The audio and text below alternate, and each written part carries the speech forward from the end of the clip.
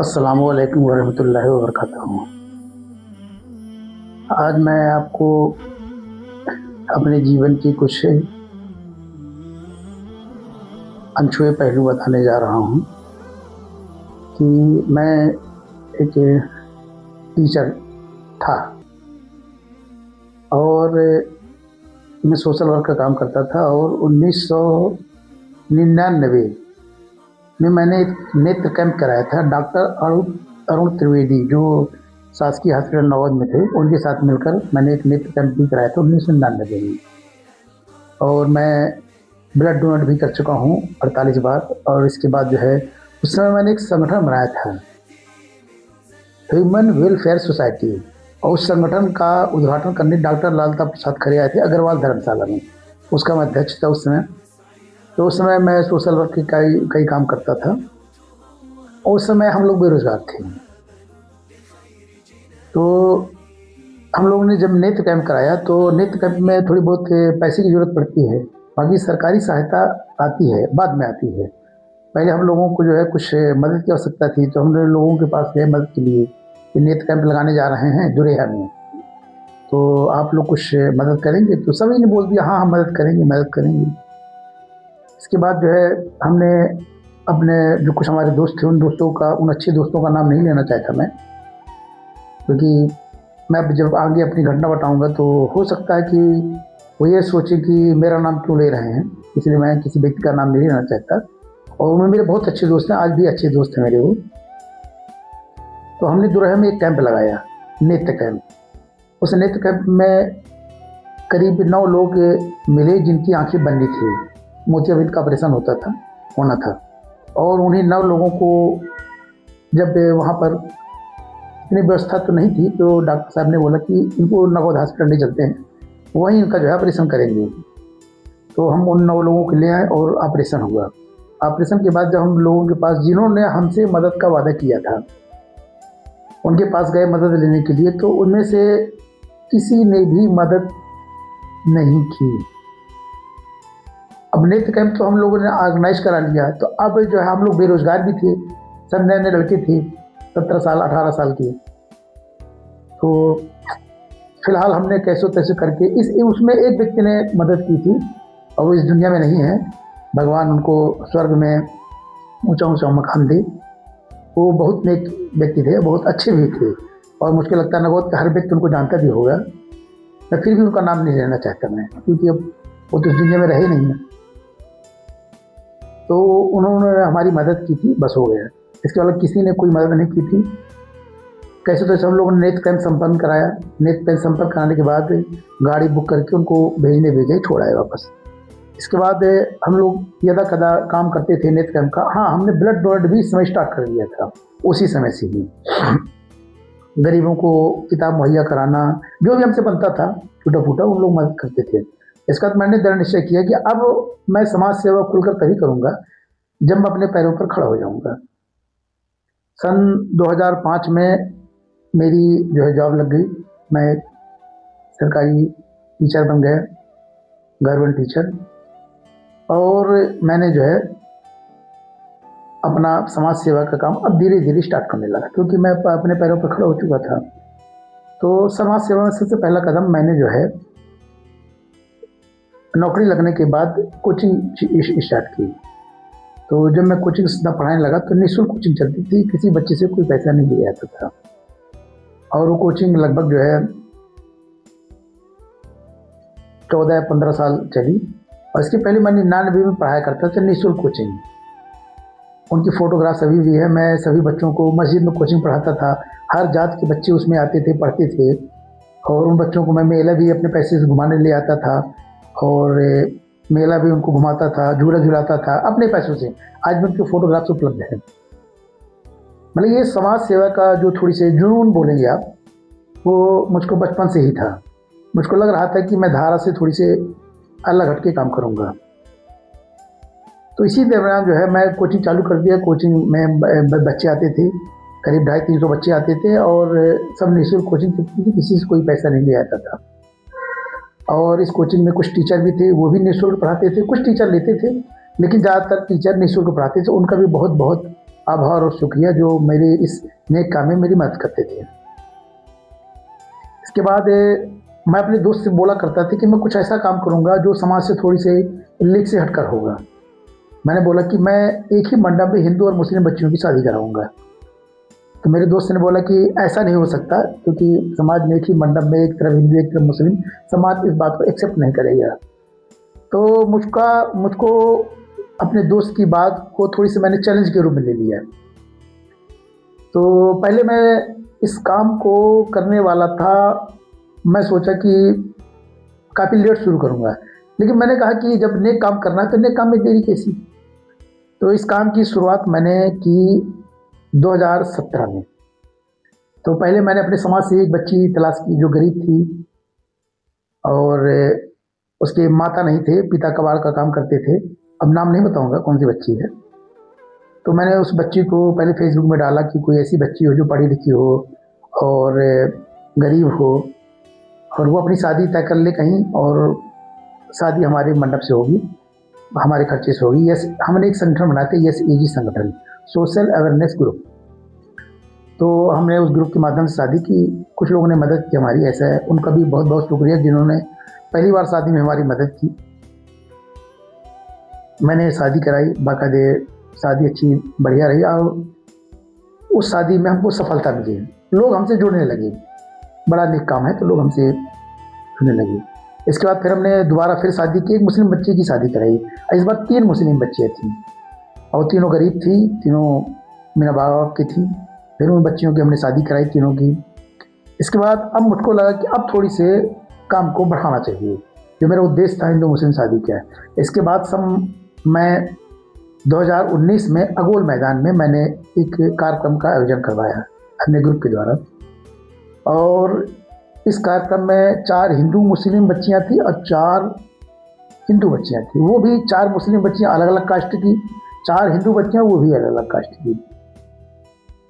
और ये कार्यक्रम मेरे सपने से ज़्यादा भी इस कार्यक्रम को सफलता मिली और नगौद के लोगों ने बहुत सराहा उस बात का और बहुत मदद भी की नगौद के लोगों ने।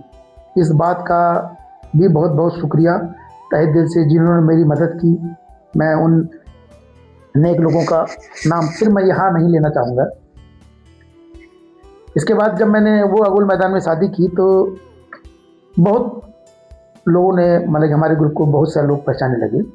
इसके बाद मैंने वृद्धाश्रम की एक ज़मीन भी खरीदी थी अपने वृद्धाश्रम के लिए। मैं अपने पैसे से ही ज़मीन खरीदी थी, पैसा लोन लेके मैंने ज़मीन खरीदी वृद्धाश्रम के लिए कि वृद्धाश्रम का निर्माण कराएंगे। ये जनवरी की बात है, शायद जनवरी 2020 की। इसके बाद मार्च में या अप्रैल में लॉकडाउन लग जाता है। मार्च में लॉकडाउन जब लग जाता है तो फिर हम इस लॉकडाउन में भी लोगों की बहुत मदद करते हैं और लोग हमारा बहुत मदद करते हैं, बहुत ज़्यादा मदद लोग करते हैं। और जो मदद करते हैं उनका लाख लाख शुक्रिया कि उन्होंने हमारी मदद, हमारे ग्रुप की मदद की। उस लॉकडाउन में हम लोगों ने बढ़ चढ़ हिस्सा लिया और कश्मीर से आए करीब 300-500 लोग थे। कश्मीर से आए 4-5 बसें आई थी बस स्टैंड में। रात में 20 मई की बात है ये लगभग। तो हम लोगों ने खाना खिलाया, लोग आते थे, जिनको लोग छूते नहीं थे दूर से भगा देते थे, उनको हमने अपने घर में रुकवाया भी, खाना भी खिलाया और भगा दिया। ये बताने की बात नहीं, लेकिन फिर भी मैं आपको बता रहा हूँ। मैं लॉकडाउन में हमने बढ़ चढ़ के हिस्सा लिया और इसके कुछ जो रिकॉर्ड हैं वो फेसबुक में, हमारे फेसबुक में और यूट्यूब में पड़े हुए भी है। इसके बावजूद इसी क्रम में 7 मई को मुझको एक संगठन की तरफ से धमकी आती है। उस संगठन ये सब काम करने के लिए कहता है कि तुम बहुत उड़े लिए हो, अब तुम सरेंडर हो जाओ। उस संगठन के द्वारा मुझको लगातार धमकी मिलती गई और अंत में उस संगठन के द्वारा एक FIR होती मेरे खिलाफ। उस FIR होने के बावजूद मुझको जेल जाना पड़ता है।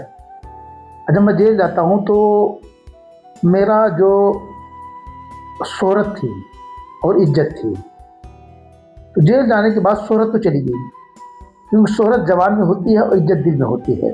तो जवान पर अब क्योंकि अब FIR हो गई तो निश्चित है कि शोहरत तो बचेगी नहीं, तो वो शोहरत चली गई। इज्जत तो खैर लोगों के दिल में होती है, वो तो जो लोग करते होंगे आज भी करते होंगे। शोहरत चली गई। और जब मैं जेल गया तो मुझको अपने आप में मैं सोचने लगा कि क्या कि मैंने कौन सी गलती की थी कि जो मुझको जो है ये दिन भी देखना पड़ा। खैर कोई बात नहीं। मैं जब जेल गया तो जेल में मुझको आत्महत्या का प्रयास कई बार मेरे ख्याल दिल में आया, कई बार आया मेरी आत्महत्या की, मैं आत्महत्या कर लूँ, जीवन लीला को समाप्त कर लूँ, क्योंकि जीवन में मुझको ये एक तरह का धोखा था मेरे साथ। तो मुझको लगा मैं अपनी जीवन लीला को समाप्त कर लूँ। कई बार मैंने फांसी लगाने का प्रयास किया और अंदर से कचोटा जा रहा था, मतलब कि मैं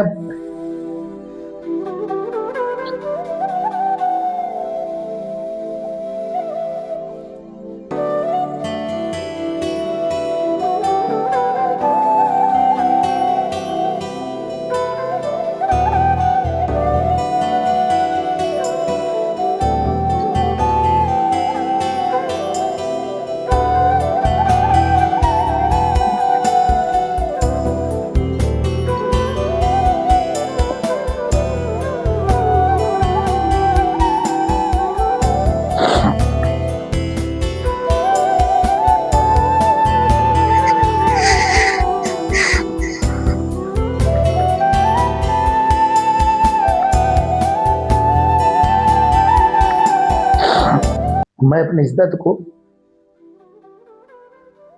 शब्दों में बयान नहीं कर सकता। खैर अल्लाह का करम हुआ और इस करम में मुझको जो है यहीं से मुझको जमानत मिल गई। करीब 24 दिन में था, मुझको जमानत मिल गई। फिर इसके बाद मैंने कई बार सोचा, आत्महत्या का प्रयास फिर मेरे दिल में आया, क्योंकि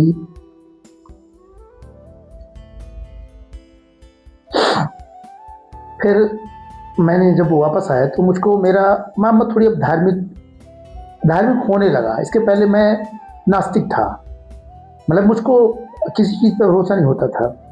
तो मुझको ऐसा महसूस होता था कि मैं जो है कि नास्तिक हूँ।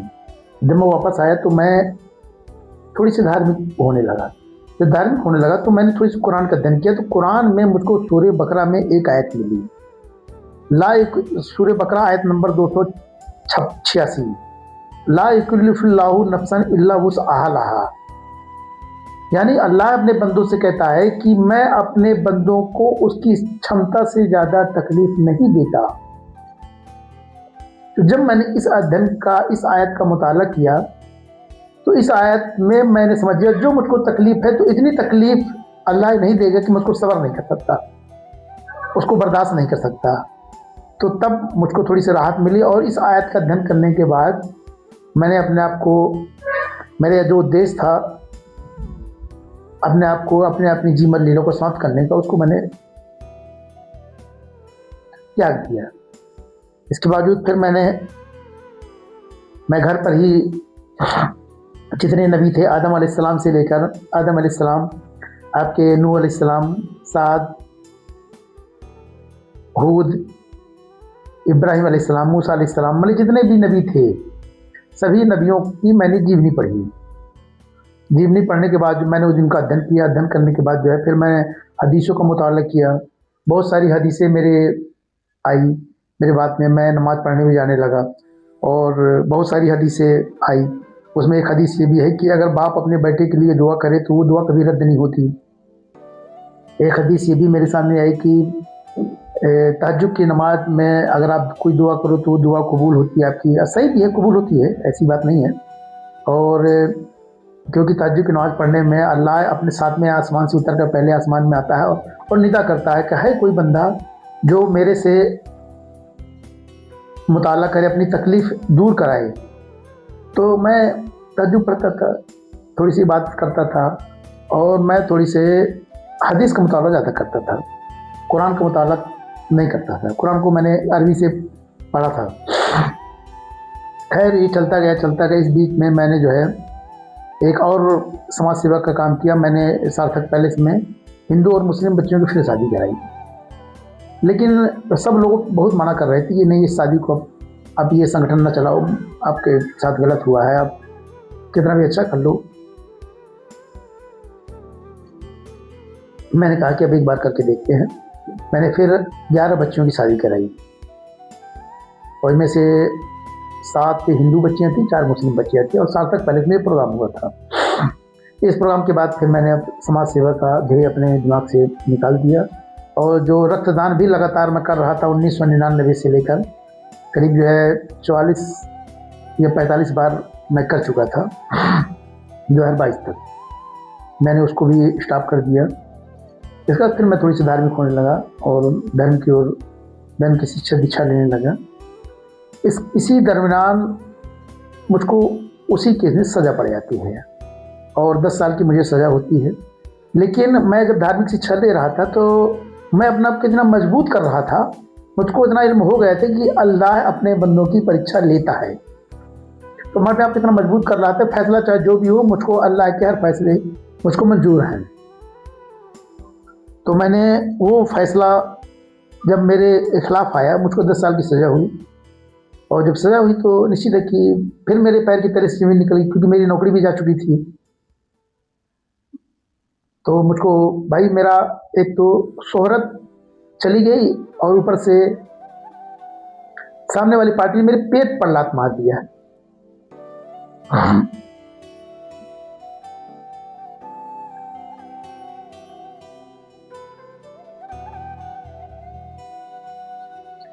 क्योंकि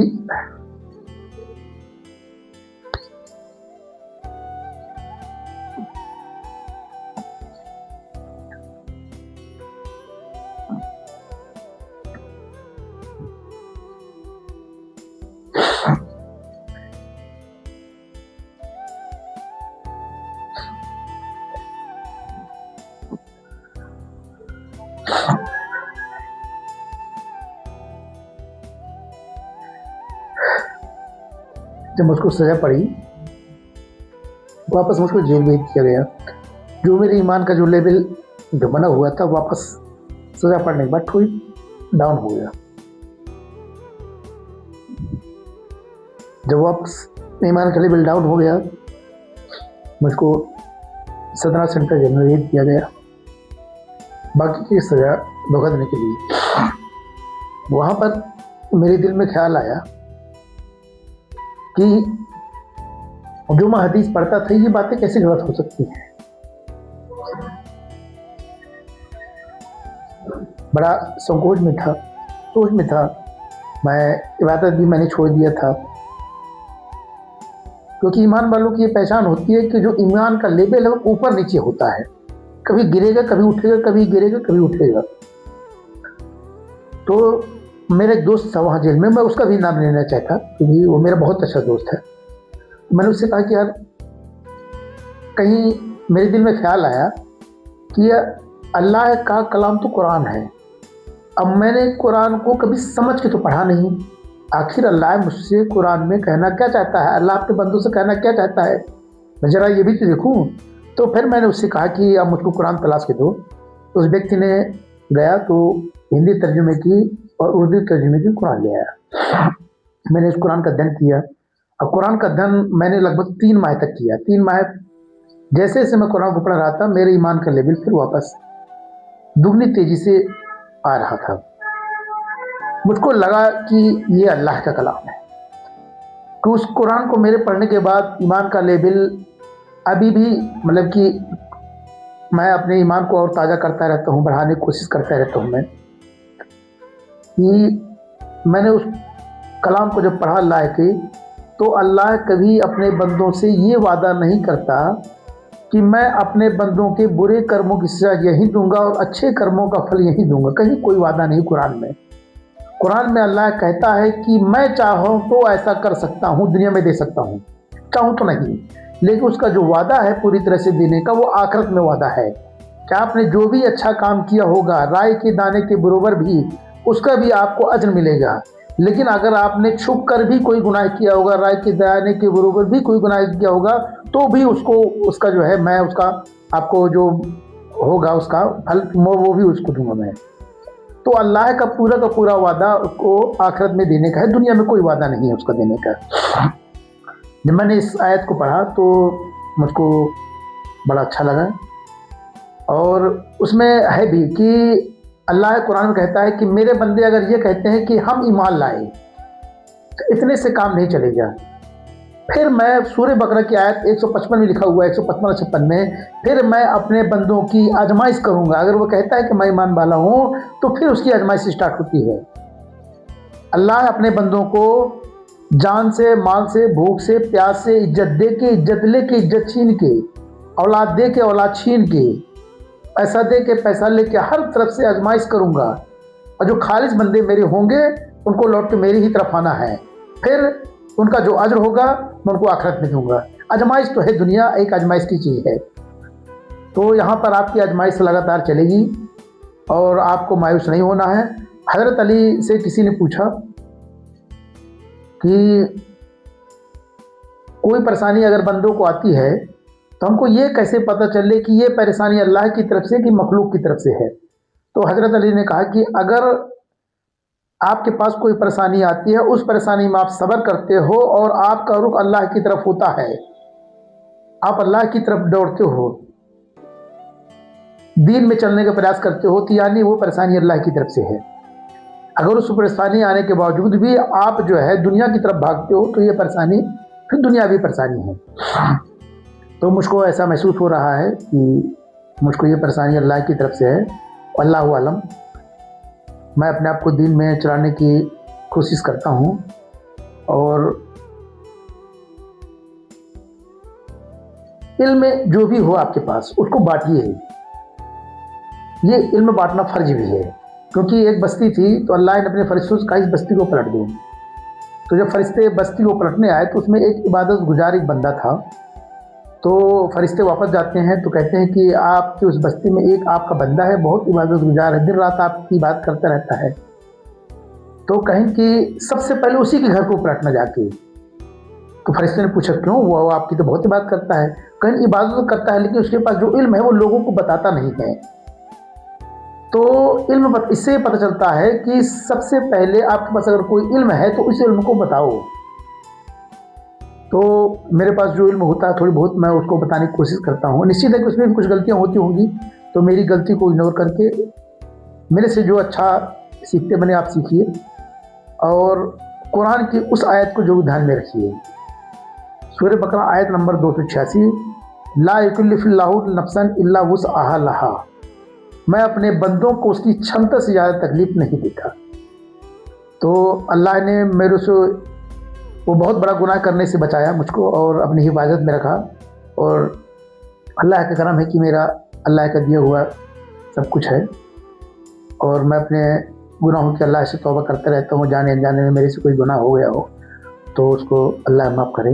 और बंदे से भी जो मेरी मखलूक, मेरे द्वारा जो मखलूक को जो कभी जो है इंसानी मखलूक को जो चोट पहुँचाई गई हो, मेरे से जाने अनजाने में कोई गलती हो गई हो तो माफ़ करिएगा। अस्सलामु अलैकुम वरहमतुल्लाहि वबरकातुहू।